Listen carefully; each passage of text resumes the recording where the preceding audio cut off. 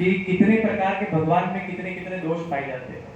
कोई अपनी सत्ता नहीं छोड़ना चाहता, कितने प्रकार के राग द्वेष हैं, कितने प्रकार के कर्मों से लोग बंधे हुए हैं और मानते अपने आप को भगवान है। समझ रहे हैं? फिर जब जिनेंद्र भगवान के शरण मिला तो पता चला कि इतनी शुद्धता, इतनी स्पष्टता किसी भगवान में अभी तक दिखी नहीं। बहुत सुंदर। तो यूं तुरंत जिनेंद्र भगवान को नमोस्तुति करने के लिए एक प्रचंड पुण्य चाहिए होता है, तब आप जिनेंद्र प्रभु को नमोस्तु कर सकते हैं। और नमोकार भी पढ़ने के लिए आपके पास पुण्य होना चाहिए कि आप नमोकार जैसे मंत्र को पढ़ पाए। तो हमें तो इतना कुछ पता था नहीं पहले। तो आज से 3 वर्ष पहले जब हमने पहली बार सुधा सागर जी महाराज का प्रवचन सुना,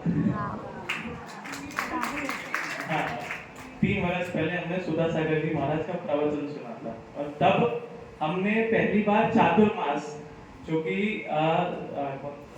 विद्यासागर जी महाराज की शिष्य थी आर्यका पूर्णमती माता जी, यहाँ पे हो चुका है उनका चातुर्मास में मुझे यहाँ पे शीला जी करके होंगी, शीला गांधी, शीला, तो उन्होंने हमें बोला कि आप जाकर के जो भी संकल्प लेके जाएंगे तो वहाँ आपका पूरा हो जाएगा। और हमने चातुर्मास के एक दिन पहले संकल्प ठाना कि हमें नमोकार को जानना है। और उस पहले दिन, चातुर्मास का पहला दिन, पूर्णमती माता जी ने नमोकार ही शुरू करवाया कि नमोकार क्या है, उसका एक एक शब्द क्या है।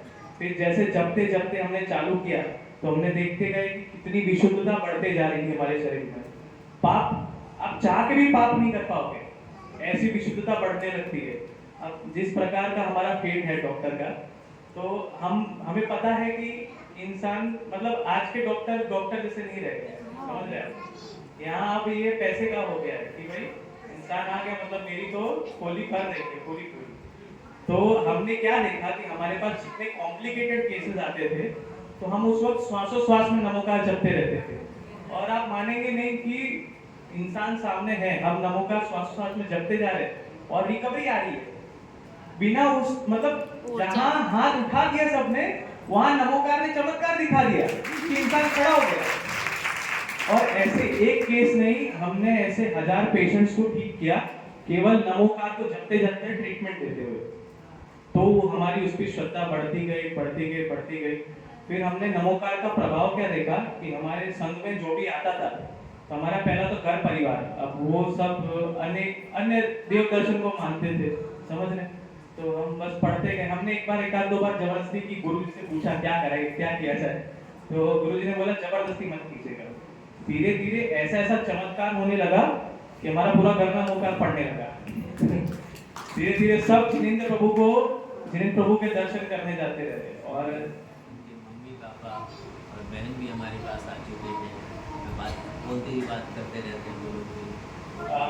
आज से 1 वर्ष पहले हमें सौभाग्य प्राप्त हुआ शांति धारा करने का। हमें कब से था, क्योंकि यूं शांति धारा किसी भी मंदिर में जैनों के अलावा कोई नहीं कर सकता, कोई नहीं कर सकता। तो हमें इतनी बहुत इच्छा रहती थी, क्योंकि हम इतनी स्पष्टता से प्रवचनों में सुनते रहते थे कि शांति धारा करना मतलब बहुत बड़ा पुण्य का काम होगा। अब हम अपने आप को कोसते थे कि हमने ऐसा कौन सा पाप कर्म कर दिया भगवान कि आज आपको नमोस्तु कर रहे हैं और आपकी शांति धारा नहीं कर पा रहे। तो वो क्या पता क्या किस्मत बदली और हमने अपने जन्मदिन के दिन उस शांति धारा का सौभाग्य प्राप्त किया। वो भी सब गुरु जी के संग के अंदर, कि गुरु जी ने हमको पहली बार शांति धारा करवाया। और आप मानेंगे नहीं, वो ऐसा एक एक्सपीरियंस था शांति धारा का कि उसका एक एक क्षण ऐसा पता चल रहा था कि जिनेंद्र प्रभु है क्या, कि स्नान कहीं और हो रहा है और पवित्र कोई और हो रहा है। तो इसके तो इतने अनेक चमत्कार हैं, इतने अनेक चमत्कार हैं नमोकार के, कि वो मतलब कैसे बताइए, पंच परमेष्ठी जो भगवान है हमारे, पंच परमेष्ठी, ये सबको नहीं मिलते हैं। आज युग बदलते जा रहा है, बदलते जा रहा है, और दिन बाय दिन हमारा धर्म नष्ट होते जा रहा है। आज मैंने ये चीज देखा कि श्वेतांबर भी हर चीज बदलते जा रहे हैं। अब हम उस सब चीजों में द्वेष में नहीं आना चाहेंगे, पर धीरे धीरे हमारा धर्म नष्ट होते जा रहा है, धीरे धीरे। तो हमने ये चीज किया कि हमारे कोई पेशेंट आते थे हमारे पास, तो बताते थे, जैसे इसमें कुंडली वगैरह भी सब देखते हैं ना कि सर हमारे तो ज्योतिष ने मना कर दिया, ये किया है। तो हम उनको बोलते थे गुरु जी से आज्ञा लेकर भी, गुरु जी हम नमोकार बता सकते हैं उनको, नमोकार का क्या चमत्कार रहता है।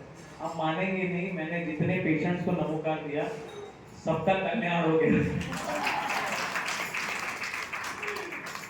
इसके जितने चमत्कार बताए जाए वो उसकी व्याख्या नहीं कर सकता मैं। फिर धीरे धीरे हमने शास्त्र में रुचि लेना शुरू किया।